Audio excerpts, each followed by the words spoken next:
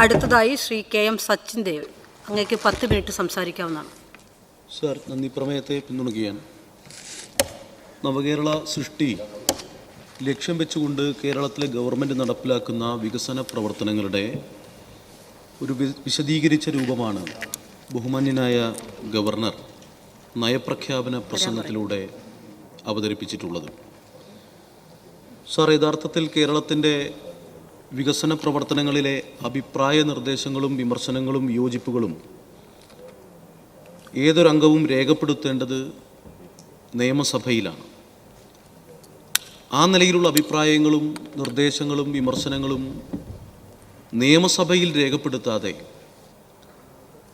അനാവശ്യമായ നിലയിലേക്കുള്ള വാഗ്വാദങ്ങൾ ഉന്നയിക്കാനും അത് പരമാവധി മാധ്യമങ്ങളുടെ സഹായത്തോടു കൂടി ഈ ഗവൺമെൻറ്റിന് വിരുദ്ധമായൊരു വികാരം രൂപപ്പെടുത്തിയെടുക്കുക എന്നുള്ള ലക്ഷ്യത്തോടു കൂടിയുമാണ് UDF ഇപ്പോൾ പ്രവർത്തിച്ചുകൊണ്ടിരിക്കുന്നത്.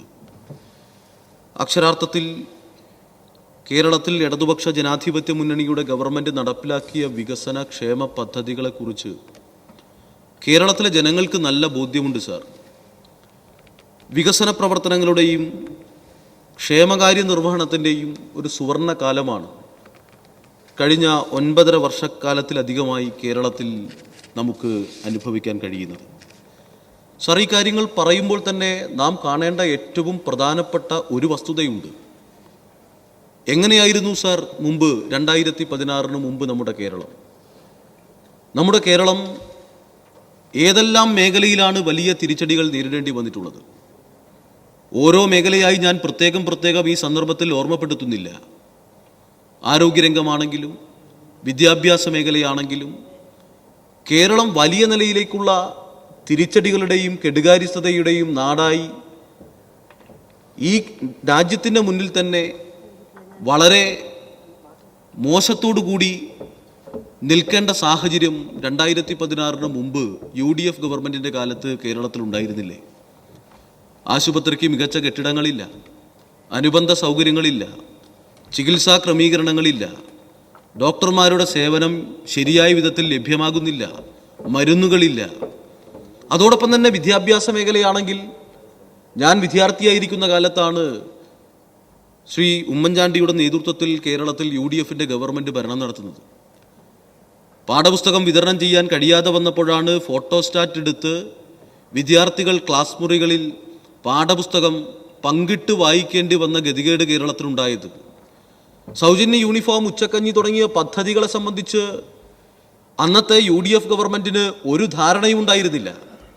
അതെല്ലാം അട്ടിമറിക്കപ്പെട്ടു. കേരളത്തിൻ്റെ വിദ്യാഭ്യാസ മണ്ഡലത്തിലെ വിദ്യാലയങ്ങൾ സാമ്പത്തികമായി ലാഭകരമെന്നും ലാഭകരമല്ലാത്തതെന്നും വേർതിരിക്കുന്ന കാലമായിരുന്നു അത്. അടച്ചുപൂട്ടാൻ വേണ്ടി പോകുന്ന വിദ്യാലയങ്ങളുടെ എണ്ണം വളരെ അധികമായിരുന്നു.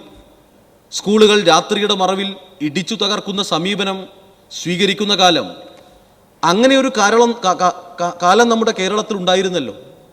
ആ കാലത്ത് നിന്നാണ് ഈ കേരളം പതുക്കെ 2016 അധികാരത്തിൽ വന്ന ഒന്നാം പിണറായി ഗവൺമെൻറ് മുതൽ ഇങ്ങോട്ട് സമഗ്രതയാർന്ന വികസന പ്രവർത്തനങ്ങൾ ലക്ഷ്യം വെച്ചുകൊണ്ട് ഏറ്റവും വലിയ വികസന മുന്നേറ്റം സാധ്യമാക്കിയത്. സാർ, കിഫ്ബി അത്ഭുതങ്ങൾ സൃഷ്ടിക്കുകയാണ് സാർ. 140 മണ്ഡലങ്ങളിലും കിഫ്ബിയുടെ നേതൃത്വത്തിൽ മാതൃകാപരമായ പദ്ധതികൾ നടപ്പിലാക്കപ്പെട്ടിട്ടുണ്ട്.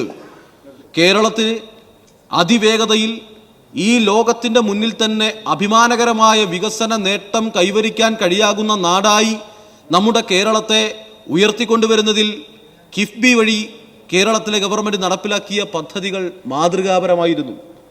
സാർ, നമ്മുടെ സ്കൂളുകളിൽ, നമ്മുടെ ആശുപത്രികളിൽ, നമ്മുടെ ഗ്രാമീണ മേഖലയിൽ ഉൾപ്പെടെ പശ്ചാത്തല സൗകര്യ വികസന രംഗത്ത് കിഫ്ബി തീർത്ത മാതൃകകൾ ഇന്ന് ജനങ്ങൾ അനുഭവിക്കുകയാണ്.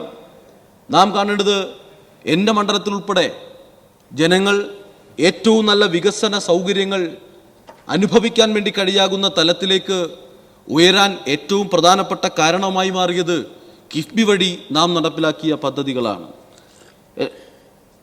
എൻ്റെ മണ്ഡലത്തിൽ 60 കോടി രൂപയുടെ വികസന പ്രവർത്തനങ്ങൾ വിദ്യാഭ്യാസ മേഖലയിലെ ഭൗതിക പശ്ചാത്തല വികസന രംഗത്ത് മാത്രം നടന്നു. മികച്ച കെട്ടിടങ്ങൾ, മികവാർന്ന ക്ലാസ് മുറികൾ, വിദ്യാർത്ഥികൾക്ക് ആധുനിക കാലത്തിൻ്റെ വിദ്യാഭ്യാസ പ്രത്യേകതകളെ പരമാവധി പ്രയോജനപ്പെടുത്താൻ കഴിയാകുന്ന വിധത്തിലേക്ക് ഏറ്റവും മികച്ചൊരു വിദ്യാഭ്യാസ അന്തരീക്ഷം സൃഷ്ടിക്കുക എന്നുള്ള ലക്ഷ്യത്തോടു കൂടിയാണ് ഗവൺമെൻറ് പൊതുവിദ്യാഭ്യാസ സംരക്ഷണ യജ്ഞത്തെ ഏറ്റവും മികച്ച പദ്ധതിയായി അവതരിപ്പിച്ചുകൊണ്ട് ആ പദ്ധതിയിലൂടെ കിഫ്ബിയുടെ സഹായത്തോടു കൂടി വികസനത്തിൻ്റെ പുതിയ മാതൃകകൾ കേരളത്തിന് മുന്നിൽ തുറന്നു വെച്ചത്.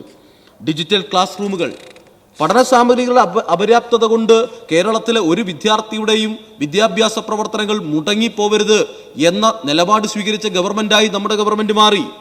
കേരളത്തിലെ ആരോഗ്യരംഗത്തെ മികച്ച പശ്ചാത്തല സൗകര്യ വികസന പ്രവർത്തനങ്ങൾ. സാർ, എൻ്റെ മണ്ഡലത്തിലെ ബാലുശ്ശേരി താലൂക്ക് ആശുപത്രി 23 കോടി രൂപ ചെലവഴിച്ചുകൊണ്ട് അതിൻ്റെ കെട്ടിടവും അനുബന്ധ സൗകര്യങ്ങളും വികസിപ്പിച്ച് ഇന്ന് ഏറ്റവും മികച്ച താലൂക്ക് ആശുപത്രികളിലൊന്നായി ആ ആശുപത്രി മാറിക്കഴിഞ്ഞിട്ടുണ്ട്.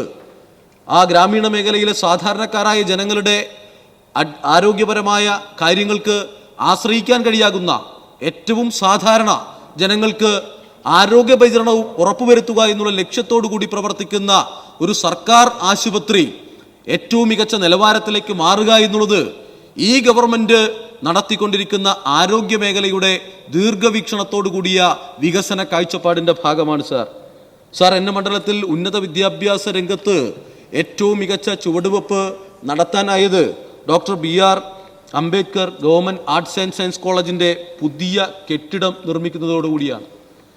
സാർ, എൻ്റെ മണ്ഡലത്തിലെ കോളേജിൽ ഏറ്റവും മികച്ച കെട്ടിടം ഉണ്ടാവുകയാണ്. 17 കോടിയിലധികം വരുന്ന തുക ചെലവഴിക്കുന്നു.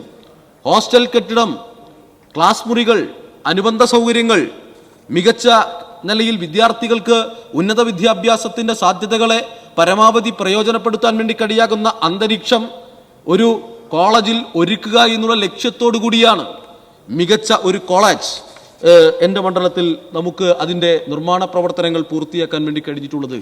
സാധാരണക്കാരെ ഏറ്റവും അധികം ആശ്രയിക്കുന്ന വില്ലേജ് ഓഫീസുകൾ സ്മാർട്ട് വില്ലേജ് ഓഫീസുകളായി മാറുകയാണ് സാർ.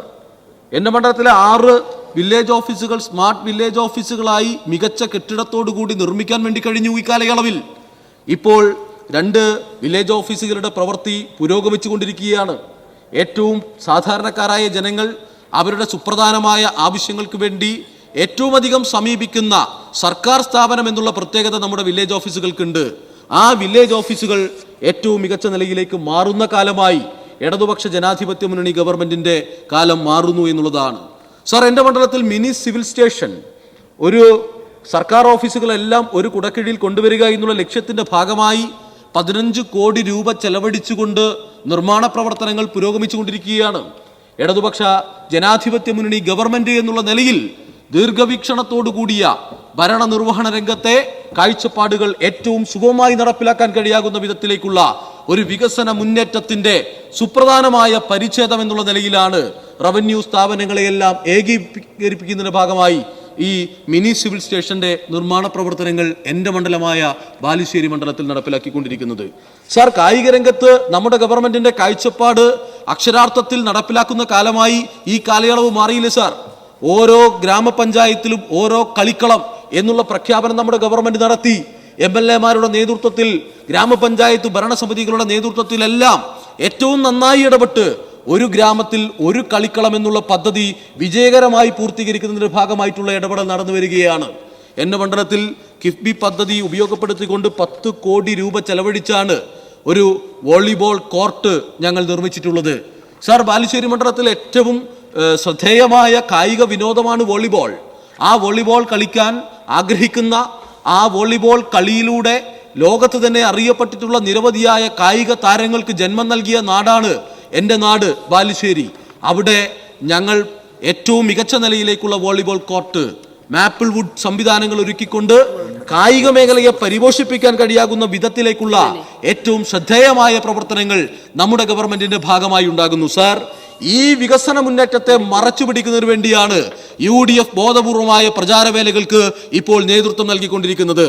അതുകൊണ്ടാണ് അപ്രസക്തമായ കാര്യങ്ങൾ പോലും നിയമസഭയിൽ ഉന്നയിച്ച് കാരണമില്ലാതൊരു കാരണമുണ്ടാക്കി ഏതെങ്കിലും വിധത്തിൽ നിയമസഭാ നടപടികളെ പോലും അലങ്കോലപ്പെടുത്തിക്കൊണ്ട് മാധ്യമ ശ്രദ്ധയിലൂടെ ഈ നമ്മുടെ നാട്ടിൽ ജനങ്ങളുടെ മുന്നിൽ അവതരിപ്പിക്കപ്പെട്ടുകൊണ്ടിരിക്കുന്ന വികസനം എന്നുള്ള അജണ്ടയെ വഴിമാറ്റി ഒരു പ്രാധാന്യവുമില്ലാത്ത വിധത്തിലേക്ക് കേവലമായി രാഷ്ട്രീയ അധികാരം എങ്ങനെയെങ്കിലും നേടുക എന്നുള്ള ലക്ഷ്യത്തോടു കൂടി UDF പ്രവർത്തിച്ചു കൊണ്ടിരിക്കുന്നത്. സാർ, UDF സ്വീകരിക്കുന്ന വഴി അപകടകരമായ വഴിയാണ് സാർ. ആ വഴി വർഗീയതയെ കൂട്ടുപിടിക്കുന്ന വഴിയാണ് സാർ. ആ വഴി മതതീവ്രവാദത്തെ പ്രോത്സാഹിപ്പിക്കുന്ന വഴിയാണ് സാർ.